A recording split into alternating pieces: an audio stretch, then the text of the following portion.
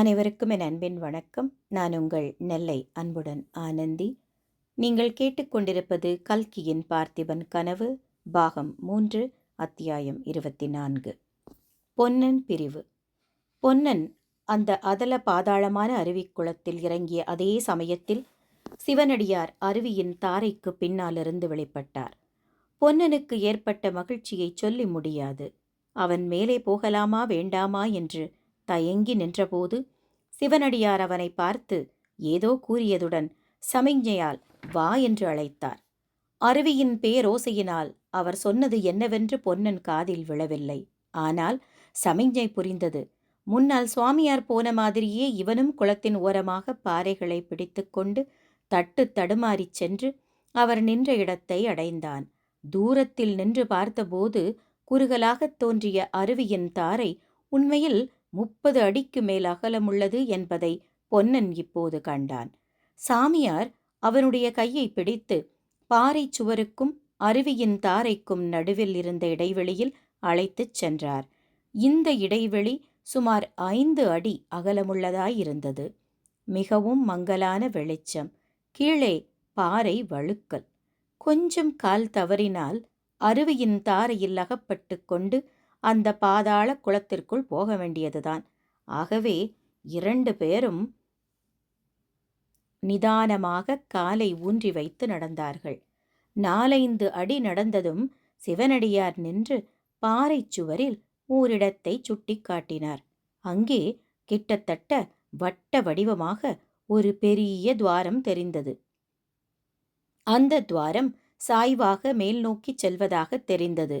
ஓர் ஆள் அதில் கஷ்டமில்லாமல் புகுந்து செல்லலாம் என்று தோன்றியது. ஆனால் அந்த துவாரம் எங்கே போகிறது, எவ்வளவு தூரம் போகிறது, ஒன்றும் தெரியவில்லை. 5-6 அடிக்கு மேல் ஒரே இருட்டாய் இருந்தது. சிவனடியார் பொன்னனுக்கு சைகை காட்டி தன்னை பின்தொடர்ந்து வரும்படி சொல்லிவிட்டு அந்த துவார வழியில் ஏறத் தொடங்கினார். சாய்வான மலைப்பாறையில் ஏறுவது போல் கைகளையும் கால்களையும் உபயோகப்படுத்தி ஏறினார். பொன்னனும் அவரை தொடர்ந்து ஏறினான்.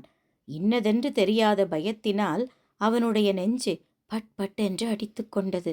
சற்று ஏறியதும் ஒரே காரிருளாயிருந்தபடியால் அவனுடைய பீதி அதிகமாயிற்று. ஆனால் கையினால் பிடித்து கொள்ளவும் காலை ஊன்றிக்கொள்ளவும் சௌகரியமாக அங்கங்கே பாறை வெட்டப்பட்டிருப்பதாக தெரிந்தபோது கொஞ்சம் தைரியம் உண்டாயிற்று. இவ்விதம் சிறிது நேரம் சென்ற பிறகு அந்த குகை வழியில் மேலே இருந்து கொஞ்சம் வெளிச்சம் தெரிய ஆரம்பித்தது. பிறகு வெளிச்சம் நன்றாய் தெரிந்தது. சிவனடியார் மேலே ஏறி அப்பால் நகர்ந்தார். பொன்னனும் அவரை தொடர்ந்து ஏறி அடுத்த நிமிடம் வெட்ட வெளியில் மலைப்பாறை மீது நின்றான்.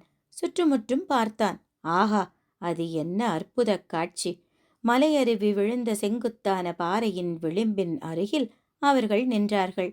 அங்கே பாறையின் கிணறு மாதிரி வட்ட வடிவமாக ஒரு பள்ளம் இருந்தது. அந்த பள்ளத்தின் நடுமத்தியில்தான் குகை வழி ஆரம்பமாகி கீழே சென்றது. பள்ளத்துக்கு இடது புறத்தில் கொஞ்சம் தூரத்தில் அருவி சோ என்று அலறிக்கொண்டு கீழே விழுந்தது. அருவி விழுந்த திசைக்கு எதிர்ப்புறமாக பார்த்தால் கண்கொள்ளா காட்சியாய் இருந்தது. 3 பக்கமும் சுவர் வைத்தார் போன்ற மலைத்தொடர்கள், நடுவில் விஸ்தாரமான சமவெளி. அந்தச் சமவெளியில் கண்ணுக்கு எட்டிய தூரம் மஞ்சள் மலர்களால் மூடப்பட்ட காட்டுக் கொன்றை மரங்கள். எங்கே பார்த்தாலும் பூ, பொன்னிற பூ. பார்த்தாயா பொன்னா, எப்பேற்பட்ட அருமையான இடம்! இந்த இடத்தை கொண்டு போய் கடவுள் எவ்வளவு ரகசியமான இடத்தில் ஒளித்து வைத்திருக்கிறார் பார்த்தாயா என்றார் சிவனடியார். ஆமாம் சுவாமி, எங்கள் பார்த்திப மகாராஜாவின் சித்திர மண்டபத்தைப் போல என்றான் பொன்னன். சிவனடியார் குறுநகை புரிந்தார். ஆனால் பொன்னா, பகவான் இவ்வளவு அழகைச் சேர்த்து ஒளித்து வைத்திருக்கும் இந்த இடத்தில் மகா பயங்கரமான கோர கிருத்தியங்கள் எல்லாம் நடக்கின்றன. ஐயோ சுவாமி, ஏன் அவ்விதம் சொல்கிறீர்கள்? ஆமாம், வெகு நாளாய் நான் அறிய விரும்பியதை இப்போது அறிந்தேன். மகா கபால பைரவரின் இருப்பிடம் இந்த மலை சூழ்ந்த பள்ளத்தாக்கில்தான் எங்கேயோ இருக்கிறது. அதை கண்டுபிடித்து விட்டுத்தான் நான் இங்கிருந்து திரும்பி வருவேன். நீ? நானும் தான் சுவாமி. உங்களை தனியே விட்டுவிட்டு நான் போய்விடுவேன் என்று நினைத்தீர்களா? இல்லை பொன்னா, நீ போக வேண்டும். உனக்கு வேறு காரியம் இருக்கிறது, மிகவும் முக்கியமான காரியம். எங்கள் ராணியை கண்டுபிடிப்பதைக் காட்டிலும் முக்கியமான காரியம் என்ன சுவாமி? அதற்குத்தானே நான் வந்திருக்கிறேன் பொன்னா. ஆனால் ராணியை காப்பாற்றினால் மட்டும் போதுமா? என் பிள்ளை எங்கே என்று அவர் கேட்டால் என்ன பதில் சொல்வது? இளவரசரும் இப்போது பெரிய அபாயத்தில்தான் இருக்கிறார். மாரப்பனுக்கும் மகாகபால பைரவருக்கும் நடந்த சம்பாசனையை ஞாபகப்படுத்திக் கொள். மாரப்பனுக்கு ஒருவேளை தெரிந்து போனால் அவன் என்ன செய்வானோ? சக்கரவர்த்தி திருக்குமாரியின் இஷ்டத்துக்கு விரோதமாய் என்ன நடந்துவிடும் சுவாமி? ஏன் நடக்காது? தேவியின் சகோதரன் மகேந்திரன் கூட உறையூரில் இல்லை. பொன்னா, மாரப்பன் இப்போது சக்கரவர்த்தி பதவிக்கல்லவா ஆசை கொண்டிருக்கிறான். அவன் என்ன வேண்டுமானாலும் செய்வான். மேலும் குந்தவியை ஒருவேளை அவரை சோழ நாட்டு இளவரசர் என்று தெரிந்து கொண்டு மாரப்பனிடம் ஒப்படைத்து விடலாம் அல்லவா? ஐயோ, அதனால்தான் நீ உடனே உறையூருக்கு போக வேண்டும். ஆனால் உங்களை விட்டுவிட்டு எப்படி போவேன்? ஆ, அந்த மகா கபால பைரவன் உங்களை பலிக்கு கொண்டு வரும்படி சொன்னதன் அர்த்தம் இப்போதுதான் புரிகிறது. என்னை பற்றி கவலை வேண்டாம் பொன்னா. என் வாழ்நாளில் இதைப்போல எத்தனையோ அபாயங்களுக்கு ஆளாகியிருக்கிறேன். அந்த கபால பைரவனை நேருக்கு நேர் நான் தனியாக பார்க்கத்தான் விரும்புகிறேன். அவனை பற்றி நான் கொண்ட சந்தேகத்தை ருசுப்படுத்திக் கொள்ள விரும்புகிறேன். என்ன சந்தேகம் சுவாமி?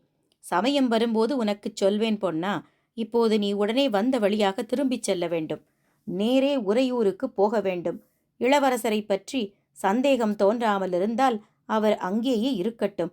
ஏதாவது அபாயம் ஏற்படும் என்று தோன்றினால் அவரை ஜாக்கிரதையாக நீ அழைத்து கொண்டு மாமல்லபுரத்துக்கு அருகில் என்னை நீ சந்தித்த சிற்ப மண்டபத்துக்கு வந்து சேர வேண்டும். அங்கே வந்து உங்களை நான் சந்திக்கிறேன். தாங்கள் வராவிட்டால் அடுத்த பௌர்ணமி வரையில் பார். அதற்குள் நான் உறையூரிலாவது மாமல்லபுரத்து சிற்ப மண்டபத்திலாவது வந்து உங்களை சந்திக்காவிட்டால் நீ என்னை தேடிக்கொண்டு வரலாம். அப்படியே சுவாமி என்று சொல்லி பொன்னன் சிவனடியாரிடம் பிரியா விடை பெற்று அந்த துவாரத்துக்குள் இறங்கிச் சென்றான்.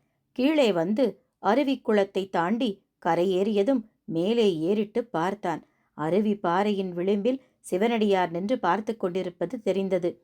பொன்னன் அவரை நோக்கி கைகூப்பி நமஸ்கரிக்க அவரும் கையை நீட்டி ஆசீர்வதித்தார்.